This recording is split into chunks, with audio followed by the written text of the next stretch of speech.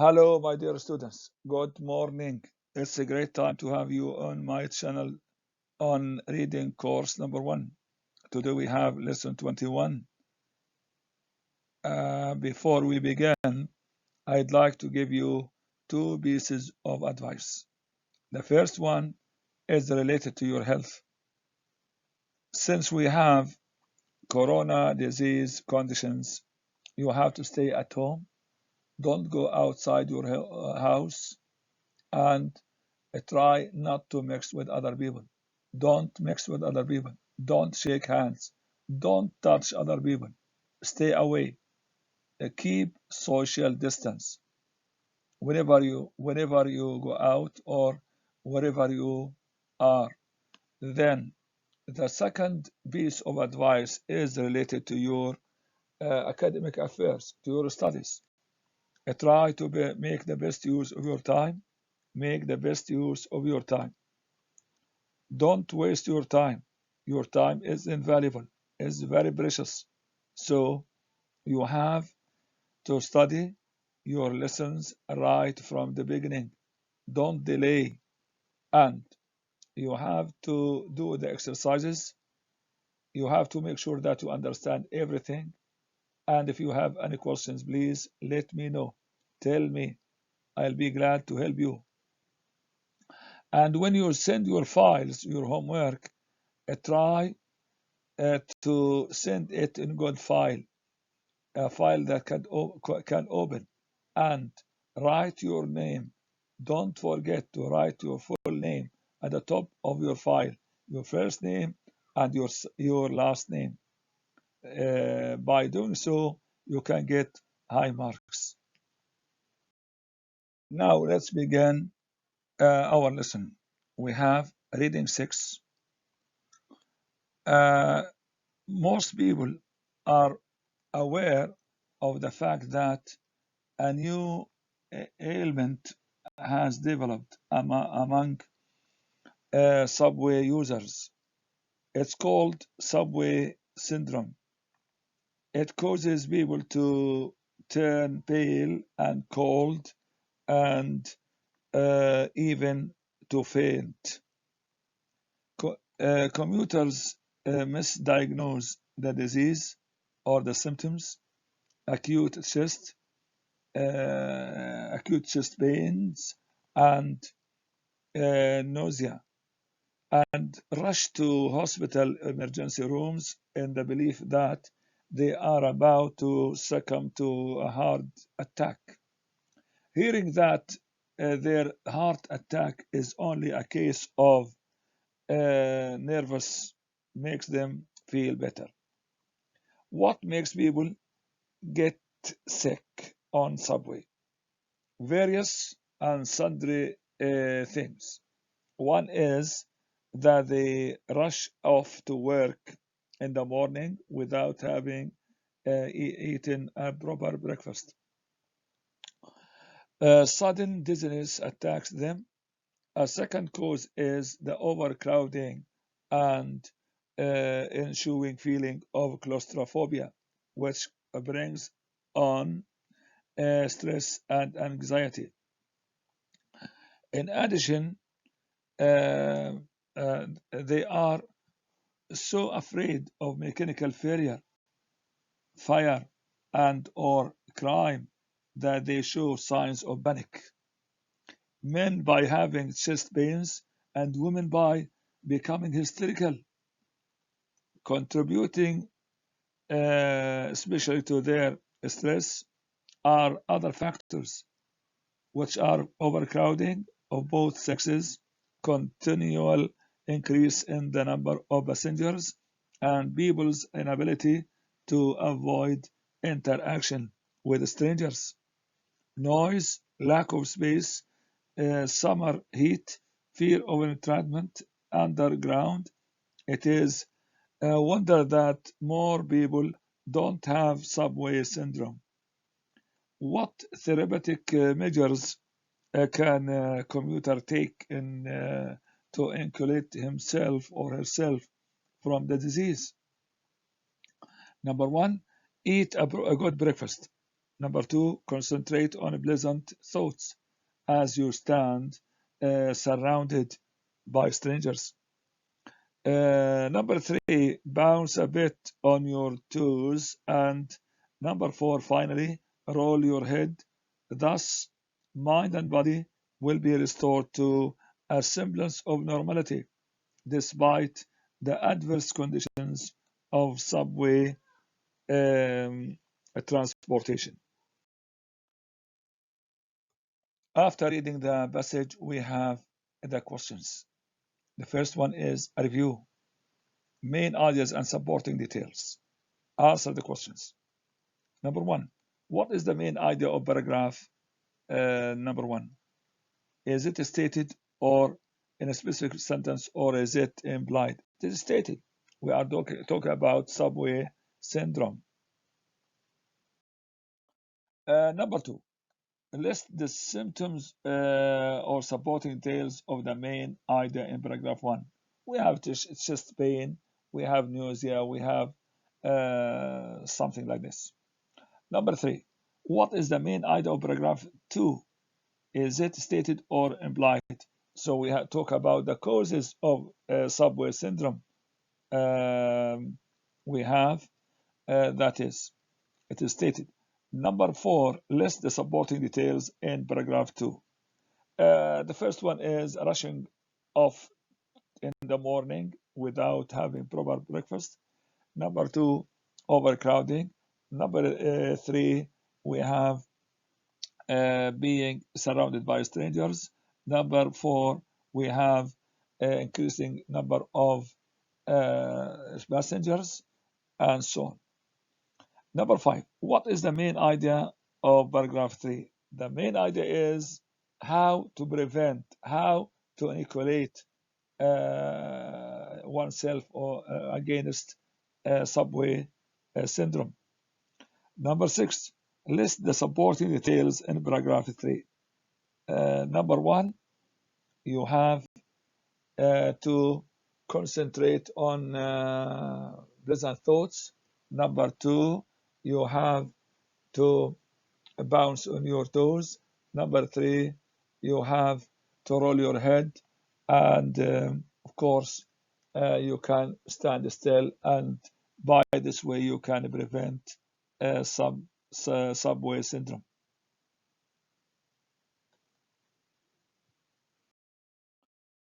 Exercise number 2, we have detailed comprehension. Answer the following questions according to the nature of the item.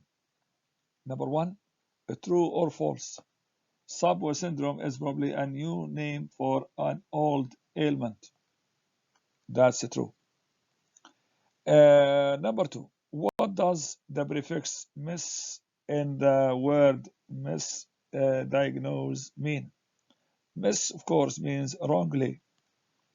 Give another word with the prefix miss. We have misunderstanding, misprint. Yes, this is, of course, misinterpret. Number 4, why do subway riders think they might be having a heart attack? Number A, they are overcrowded. They are afraid. Yes, that's number 1. They are overcrowded. B, they are afraid. C, they suffer from chest pains. D, they don't eat breakfast. They think they might have a heart attack. Number C, they suffer from, because they suffer from chest pains. Number 5, true or false? The reading claims that subway riders have frequent heart attacks. That's wrong. It is false. They do not. They rarely have heart attacks, and subway syndrome is a matter of nervous trouble. Yes. Number 6, true or false? Overcrowding is a cause of subway syndrome. That's right, true. Number 7. The prefix inter in the word interacting means A. Interrupt, B. Between, C. Bury, D. Inter. The prefix here means B. Between. Give another word like interacting with the prefix inter. We have international, intercontinental, inter language, and so on. Number 5. Presumably the word commuter refers to A. A vehicle, B. A person, C. An animal, D. An emotion. A commuter means here B. A person. Number 10. What does the prefix sub as in the word subway mean? Sub means under. Sub, we have subground, we have subway, we have submachine, submarine, and so on. Number 11. Give another word that uses sub as in its prefix. We have submarine, submachine, subhuman, subground. Number 12. According to the passage, if you don't have a good breakfast, you may get A. Cold, B. Pale, C. Afraid, D. Dizzy. Of course, dizzy, number D, is the answer. Number 13.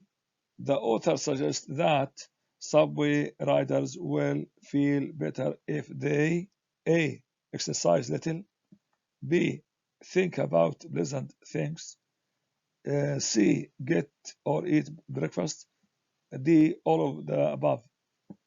They get better if they do all of the above. Number 14. The word semblance must be related to the word A.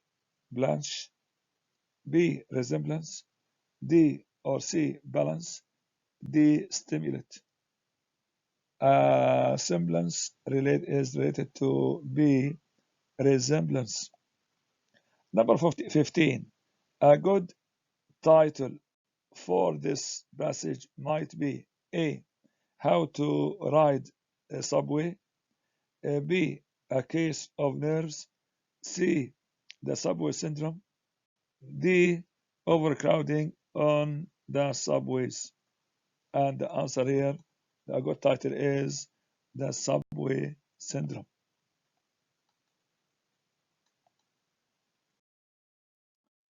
We have exercise number C, vocabulary. Put the number of definition in column B beside the correct word in column A. There are more definitions than there are words to match. We have A, succumb. Succumb means here, we have here different definitions. Succumb, we have number 6, bend the upper part of the body. Number B, sundry, that means different. We have sundry means various. Number 3, ensuing, that's C, ensuing. Number 5, following, it means following. Underground, underground means number 1, beneath the earth. E, therapeutic, here it means relating. Number 2, relating to treatment of disease. Inoculate, number F, inoculate means here number 10, inject. Inject. Number here we have G, bounce. Bounce. We have here bounce. Number 4, go up and down. And H, Adverse, we have number 11, unfavorable. It means unfavorable, negative. We have despite. The meaning is number 12, in spite of. J, claustrophobia. It means claustrophobia. It means number 7, abnormal fear of enclosed spaces. We have here exercise number D, vocabulary building. The following is a list of words that add the prefixes N and M to make them negative. Can you put the correct prefix before the word? The rule for negative prefixes is L before L, M before B, M or P, R before R here, and N before other letters. I'm going to do it for you. You have inactive, inarticulate, incapable, inability, incompetent.